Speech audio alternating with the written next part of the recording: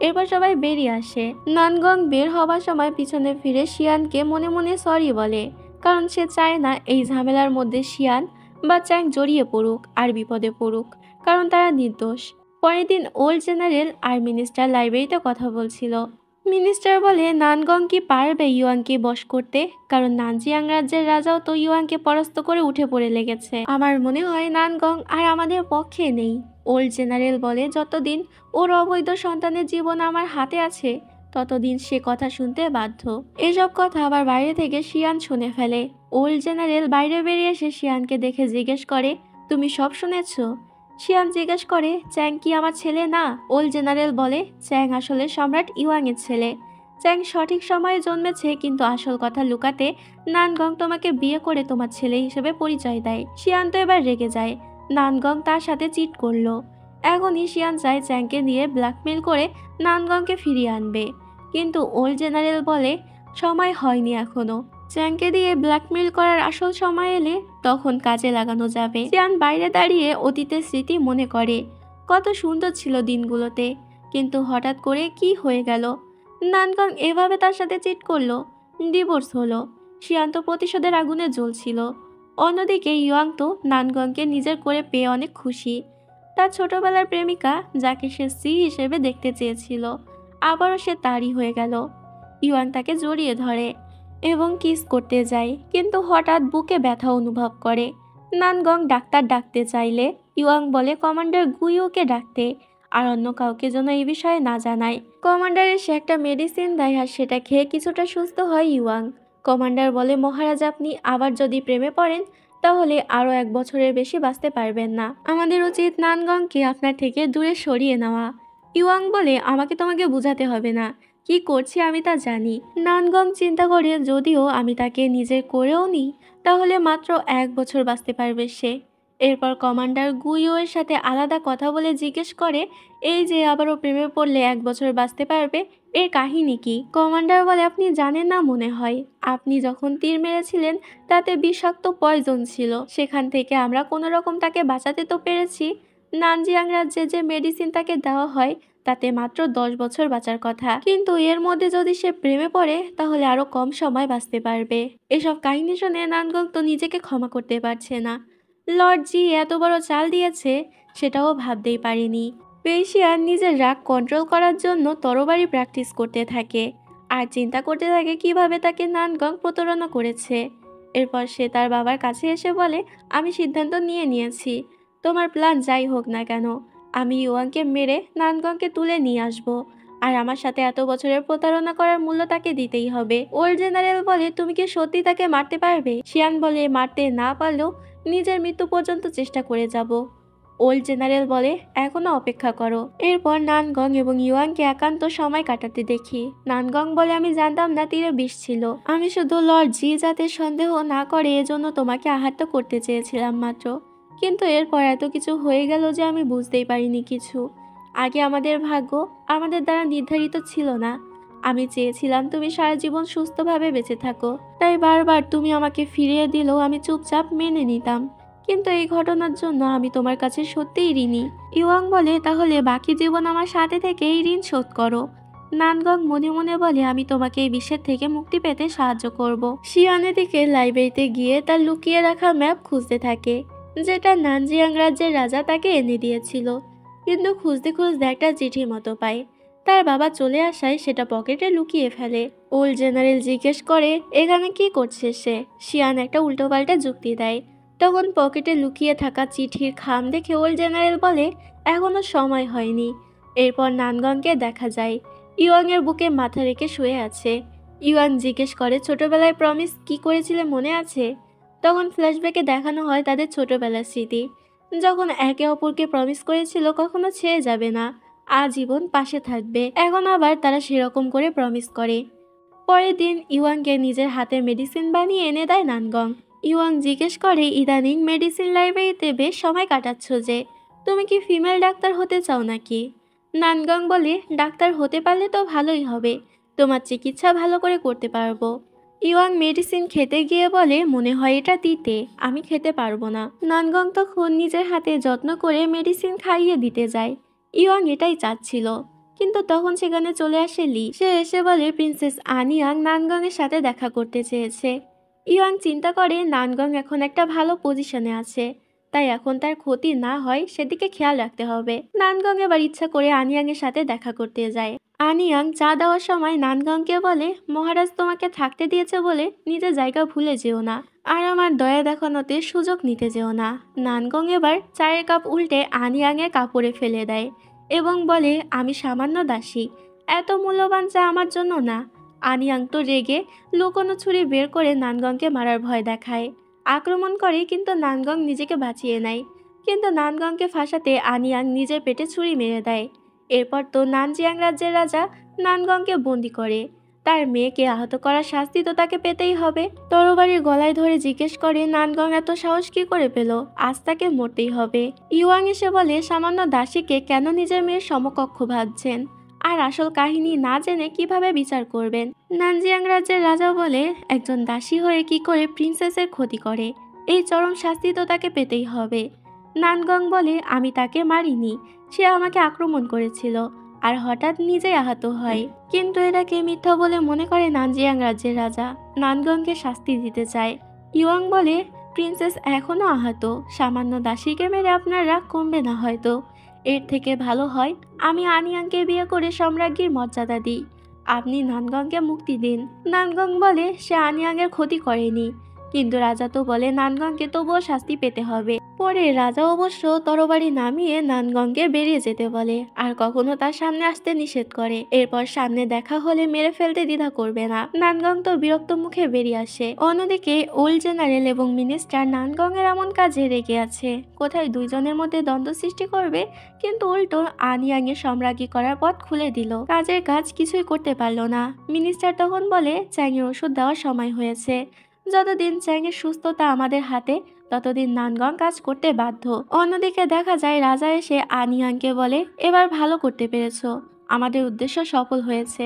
আনিয়াং বলে আমি যদি সত্যি মরে যেতাম। রাজা বলে যদি বলে এখানে কিছুই নেই, যতক্ষণ প্ল্যান কাজ করবে ততক্ষণ যা দরকার হয় করতে হবে। রাজা চলে গেলে আনিয়াং বলে নিজের মেয়ের প্রতিও তোমার মায়া নেই দেখা যায়। এরপর চ্যাংকে দেখা যায়, তার অবস্থা আরো অবনতি দেখে শিয়ান জিজ্ঞেস করে এমন কেন হচ্ছে। ওল্ড জেনারেল বলে তুমি কি তার পরিচয় ভুলে গেছো? শিয়ান বলে আমি ভুলিনি, কিন্তু এতদিনের একটা সম্পর্ক, আর নানগং অপরাধী হলেও চ্যাং নির্দোষ। এরপর ওল্ড জেনারেল চলে যায়। মিনিস্টার তাকে গোপনে একটা কাগজ দেয়। শিয়ান এদিকে ভাবতে থাকে চ্যাংয়ের অসুস্থতা আসলেই মারাত্মক, এর রহস্যকে বের করতেই হবে। নানগং এবার আনিয়াং এর সাথে দেখা করতে আসে। প্রথমে বলে সে ক্ষমা চাইতে এসেছে। আনিয়াং বেশ খুশি হয়, কারণ নানগংকে এবার সে পায়ে পিষতে পারবে। এরপর নানগং আসলে যখন সে আনিয়াংয়ের দিকে এগিয়ে যায়, আনিয়াং ঘাবড়ে যায় আর পিছনে যেতে থাকে। এক পর্যায়ে বিছানায় পড়ে যায়। নানগং তার গলায় আর গালে হাত দিয়ে বলে এখন এখানে কেউ নেই, তাই তোমার চালাকি যদি তোমার উপরেই খাটাই তাহলে কেউই দেখবে না। আর তুমি এভাবে আহত হয়ে এক ঢিলে 3 পাখি মারতে চেয়েছিলে, তোমার বাবাকে, ইওয়াংকে আর আমাকে। তোমার আশা সফল হয় কিনা এখন দেখার পালা। এরপর উঠে চলে আসার সময় নানগং বলে তোমার সুন্দর চেহারার জন্য আমিও একটা সারপ্রাইজ রেখে গেলাম। আনিয়াং বলে তুমি কি আমাকে ভয় দেখাচ্ছ? নানগং কিছু না বলে চলে যায়। এরপর লি এসে দেখে আনিয়াং এর মুখে ক্ষতমত কালচে কি যেন হয়েছে। আয়নায় দেখে বুঝতে পারে এটা নানগং এর কাজ। নানগং আসলে এটা করেছে কারণ আনিয়াংকে হাতে রাখতে হবে যদি সে প্ল্যানে সফল করতে চায়। প্রাসাদ থেকে বের হতেই ওল্ড জেনারেল গুপ্তচর এসে চিঠি দিয়ে বলে ওল্ড জেনারেল বলেছে এবার যদি প্ল্যানে ফেল হয় তাহলে চ্যাংকে আর বেশি দিন বাঁচিয়ে রাখা হবে না। নানগং বলে আমি সব প্ল্যান করছি, আমাকে কিছুদিন সময় দিতে বলো। এরপর দেখা যায় নানগং ইওয়াং এর জন্য খাবার নিয়ে এলে ইওয়াং তাকে জড়িয়ে ধরে জিজ্ঞেস করে কোথায় ছিল এতক্ষণ। নানগং বলে প্রিন্সেস আনিয়াং এর কাছে ক্ষমা চাইতে গিয়েছিলাম। ইওয়াং বলে তাকে উত্তেজিত করার দরকার নেই। নানগং বলে যেহেতু তুমি মনে করো আমি তাকে ছুরি মেরেছি আর তুমি তাকে বিয়ে করতে যাচ্ছ, তাই আমার উচিত ঝামেলা মিটিয়ে নেওয়া। ইওয়াং বলে আমি বিয়ে করছি বলে তুমি কি জেলাস? নানগং বলে আমার জেলাস হবার অধিকার নেই। ইওয়াং আবারও জিজ্ঞেস করে অধিকার নেই নাকি সত্যি জেলাস না? নানগং মনে মনে বলে আমি তোমাকে আর চ্যাংকে সবচেয়ে বেশি ভালোবাসি, কিন্তু একসাথে দুজনকে রাখা সম্ভব হবে না এখন। নানগং বলে আমি বরং বিয়ের প্রস্তুতি করতে যাই। নানগং চলে যাচ্ছিল তখন ইওয়াং ওকে বলে তাহলে ভালো করে প্রস্তুত করবে। এরপর ইওয়াং ড্রিঙ্কস করতে করতে বলে আমি সরি নানগং, তোমাকে এর মধ্যে জড়ানো আমার উচিত হয়নি। ড্রিঙ্কস করতে করতে কল্পনা করে নানগংকে সে আটকে রাখতে চায় আর হারাতে চায় না। নানগং ছাড়া এখন ও আর কাউকে বিশ্বাস করতে পারবে না। নানগংই ওর একমাত্র দুর্বলতা। এসব কল্পনা করছিল তখন কমান্ডার গুইও এসে বলে, এত ড্রিঙ্কস করা ক্ষতিকর, এর থেকে পেস্ট্রি খান, নানগং বানিয়েছে। ইয়ং প্রথমে রাগ দেখায় কিন্তু মনে মনে খুশিই হয়। পেস্ট্রি নিয়ে টেস্ট করতে থাকে কেমন হলো। এরপর নানগংকে নিজের রুমে চিকিৎসার বইপত্র নিয়ে ঘাটাঘাটি করতে দেখা যায়। অনেক খোঁজার পর একটা সমাধান পায়।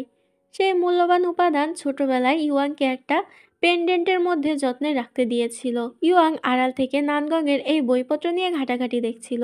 পরের দিন কমান্ডার গুইউ তো ইউয়াংকে বলে, আপনি আরও অসুস্থ হয়ে যাচ্ছেন, এখন ডক্টরকে খবর দেওয়া উচিত। কিন্তু ইউয়াং বলে, বাইরের কাউকে আমি এটা জানাতে চাই না। তখন ওল্ড জেনারেলের গুপ্তচর আড়াল থেকে শুনছিল সব। ইউয়াং এবং কমান্ডার গুইউ হয়তো এটাই চাইছিল। তারা এসব দেখে মুচকি হাসি দেয়। পরের দিন নানজিয়াং রাজ্যের রাজা আসে সেনাবাহিনীর খাতে উন্নয়নের জন্য অর্থ চাইতে। ইউয়াং বলে, এখন তো কোনো যুদ্ধ হচ্ছে না, তাহলে এত অর্থ কেন লাগবে? রাজা বলে, সেনাদের বেতন, ভরণ পোষণ, ট্রেনিং দিতে লাগবে। ইউয়াং বলে, এক কাজ করুন, অর্ধেক সেনা রিটায়ার দিয়ে বিশ্রাম নিতে বাড়ি পাঠিয়ে দিন। রাজা তখন বলে, তাহলে বর্ডারে গার্ড দেওয়া বন্ধ করে দেব? আর আশেপাশের রাজ্যের প্রিন্সরা কিন্তু সুযোগের অপেক্ষায় আছে। ইউয়াং বলে, আমাকে কি ভয় দেখাচ্ছেন নাকি? এরপর কমান্ডার এসে জানায় পাশের দুই রাজ্যের রাজকুমারদের পরাস্ত করে তাদেরকে বন্দি করা হয়েছে। তখন রাজা বলে, আমি সম্রাটকে দুর্বল ভেবেছিলাম, কিন্তু আমি ভুল ছিলাম। এবার আমি আসছি এখান থেকে। এদিকে আনিয়াং বিয়ের ড্রেস এবং গয়না নিয়ে ট্রায়াল দিচ্ছিল। তখন দাসী এসে জানায় বিয়ের অনুষ্ঠান কয়েকদিন দেরি করে হবার কথা চলছে। আনিয়াং বলে, সম্রাট এখন অসুস্থ, তাই একটু দেরি হতেই পারে। তখন দাসী জানায় সে অসুস্থ, তাই কাউকে তার কাছে যেতে দিচ্ছে না, কিন্তু নানগং রোজ তার সাথে থাকছে। আনিয়াং তো রেগে সব ছুঁড়ে ফেলে। এদিকে নানগং আবারও মেডিসিন তৈরি করে আনে, কিন্তু তিতা বলে ইউয়াং খেতে নারাজ। তাই নানগং তাকে একটা মিষ্টি ফল দেয়। ইউয়াং বলে, আগে যেভাবে খাওয়াতে সেভাবে খাইয়ে দাও। নানগং তখন নিজের ঠোঁটে করে ফল নিয়ে ইউয়াংকে খাওয়াতে চায়। ফল পড়ে যায় আর দুজনের মধ্যে কিস হয়ে যায়। তখন আবার আনিয়াং সেখানে আসে। আনিয়াং তো এই দেখে রেগে আগুন, এখনই মেরে ফেলতে যায়, কিন্তু তার দাসী তাকে আটকায়। এদিকে নানগং দ্রুত তাকে ছাড়িয়ে নিয়ে হাত মোজা আনার জন্য বের হতে গিয়ে আনিয়াংয়ের মুখোমুখি হয়। আনিয়াং বলে, তুমি সম্রাটের অসুস্থতার সুযোগ নিচ্ছ। আমি সম্রাট কি হলে প্রথমে তোমাকে কারাগারে দেব। নানগং বলে, সম্রাট এখন অসুস্থ, তাকে যদি বলি আমাকে সম্রাজ্ঞী করতে, সে কিন্তু তাই করবে। তারপর দেখা যাবে কে জেলে যায়। আনিয়াং বলে, আমাকে ভয় দেখাচ্ছ নাকি? কি করবে তুমি? নানগং এবার গার্ড ডেকে আনিয়াংকে তাড়িয়ে দেয়। ইউয়াং এসব দেখে চুপচাপ মজা নেয়, কারণ ও এটাই চাইছিল। আনিয়াং গিয়ে চিন্তা করে প্রাসাদের সেনারা কেন নানগংয়ের কথা শুনছে। তাহলে নানগং কি সব নিজের দখলে নিয়ে নিয়েছে? এরপর দাসীকে ডেকে তার বাবাকে খবর দিতে বলে। বলে, সম্রাট অনেক অসুস্থ, নানগং তাকে কবজা করে নিয়েছে, সে বিপদে আছে। এদিকে ইউয়াং তো বলে, তুমি এত দেরি করে এলে যে, আবার কি প্ল্যান করছো? নানগং বলে, আমি তোমাকে হেল্প করলাম আরও, তুমিই তো চাইছিলে যে আনিয়াং তার বাবাকে গিয়ে বলুক যে তুমি অসুস্থ, যাতে আনিয়াংয়ের বাবা তোমার বিরুদ্ধে যুদ্ধ ঘোষণা করে। আমি এক জিনিসে একটু আগুন ঢেলে দিলাম আর কি। এরপর রাজাকে দেখা যায় সেনাদের সম্রাটের বিরুদ্ধে উস্কে দিয়েছে এবং সেনাদের নিয়ে প্রাসাদে আক্রমণ করে বলে, সুই ইউয়াং, তুমি অসুস্থ, তার উপরে উত্তরাধিকারীও নেই, তুমি সিংহাসন আমাকে দিয়ে দাও। কিন্তু দেখা যায় যাকে সে বলছিল সে ছিল কমান্ডার গু ইউ। এরপর সুই ইউয়াং এসে বলে, আমি আরও কিছুদিন সিংহাসন ভোগ করতে চাই, আপনার সমস্যা কি? রাজা তো সেনাদের বলে ইউয়াংকে বন্দি করতে, কিন্তু সেনারা উল্টো রাজাকেই বন্দি করে। ইউয়াং তখন সম্রাটের বিরুদ্ধে সেনা উস্কে দেওয়া আর যুদ্ধ ঘোষণা করার অভিযোগে রাজাকে কারাগারে পাঠায় বিচার করার জন্য। প্রিন্সেস আনিয়াং দ্রুত ইউয়াংকে এসে ক্ষমা চায়, তার বাবাকে ছেড়ে দিতে বলে, এমনকি এর জন্য সে সম্রাজ্ঞী হবার ইচ্ছাও ত্যাগ করে। নানগং বলে, রাজা নিজের ইচ্ছায় এই বিপদ ডেকে এনেছে, সম্রাটের দয়া ছিল তাই তাকে কারাগারে দিয়েছে, মেরে ফেলেনি। আনিয়াং তো রেগে বলে, আমি সম্রাজ্ঞী না হলেও তোমাকেও ঠিক মেরে ফেলবো। এবার ইউয়াং তো রেগে গিয়ে আনিয়াংকে সম্রাজ্ঞী থেকে বাদ দেয়। এমনকি তার প্রাসাদ থেকেও বহিষ্কার করে দেয়। ইউয়াং এর পা ধরে ক্ষমা চায় আনিয়াং, বোঝানোর চেষ্টা করে কিন্তু কোনো লাভ হয় না। আনিয়াংকে আলাদা প্রাসাদ দেওয়া হয়, সাথে দাসীও বদলে দেওয়া হয়। এতে রাগ করে সব ছুঁড়ে ফেলতে থাকে। তখন একটা ভাঙা থালার টুকরো নিয়ে নিজেকে মারার চেষ্টা করে। তখন সেখানে নানগং আসে। আনিয়াং বলে, এখানে কি আমাকে দেখে হাসতে এসেছো, নাকি ভয় পাও না আমি তোমাকে মেরে দিতে পারি? নানগং বলে, তুমি আমাকে মারবে না জানি, কিন্তু তুমি সম্রাজ্ঞী হতে চেয়েছিলে, এটা আসলেই কি গুরুত্বপূর্ণ? সম্রাট তোমাকে চায় না, কিন্তু তুমি কেন এই ফাঁদের জন্য সারা জীবন বন্দী হতে চাও? আনিয়াং বলে, তুমি বুঝতে পারবে না, এতে আমার বাবার কাছে সম্মান বাড়বে, উনি আমায় পছন্দ করবে। নানগং বলে, এসব কখনোই হবে না, এর থেকে মন যেটা চায় সেটাই করো। তারপর যেতে যেতে বলে, অন্তত এত দ্রুত নিজেকে শেষ করো না, কারণ তোমার বাবা এখনো জীবিত। এদিকে মিনিস্টার আর ওল্ড জেনারেল তো নানজিয়াং এর রাজার প্রতি ইউয়াং এর এই আচরণের জন্যই অপেক্ষা করছিল। ওল্ড জেনারেল বলে, এবার নানজিয়াং রাজার ঘৃণাকে কাজে লাগিয়ে তাকে ইউয়াংকে শেষ করতে হবে। এদিকে ইউয়াং সিদ্ধান্ত নেয় নানগংকে নিয়ে একান্ত ঘুরতে যাবে, কারণ তার হাতে হয়তো বেশি সময় নেই, তাই নানগংয়ের সাথে সুন্দর মুহূর্ত কাটাতে চায়। কমান্ডার গুইও তাকে একা ছাড়তে চায় না, কিন্তু ইউয়াং ওল্ড জেনারেলের আসল রূপ দেখতে চায়। কি দিয়ে সে নানগংকে ভয় দেখায় সেটা জানতে চায়। তাই এই গেমে জয় করতে হলে ইউয়াংকে নিজেই এই গেমে ঢুকতে হবে। অন্যদিকে শিয়ান তার গোপন সূত্র ধরে খবর পায় চ্যাংয়ের অসুস্থতা জন্ম থেকে না, বরং মানুষের তৈরি, আর তার একমাত্র ওষুধ দিচ্ছে তার বাবা। আর এখানেই ঘাপলা আছে, এর সমাধান দেখতে হবে। এমন সময় ওল্ড জেনারেল এসে জানায় ইউয়াং একা ঘুরতে বের হয়েছে, এবার তাকে পালাতে দেওয়া যাবে না। শিয়ানো বলে, এবার তাকে অবশ্যই মেরে নানগংকে তুলে আনবো। রাতের বেলা ওল্ড জেনারেল দেখা করে নানজিয়াং রাজ্যের রাজার সাথে। মিনিস্টার তাকে কারাগার থেকে মুক্ত করেছে। এর সুবাদে ওল্ড জেনারেল চায় রাজা যেন এক হয়ে ইউয়াংকে পরাজিত করতে হাত মেলায়, কারণ তাদের দুজনের উদ্দেশ্যই এক।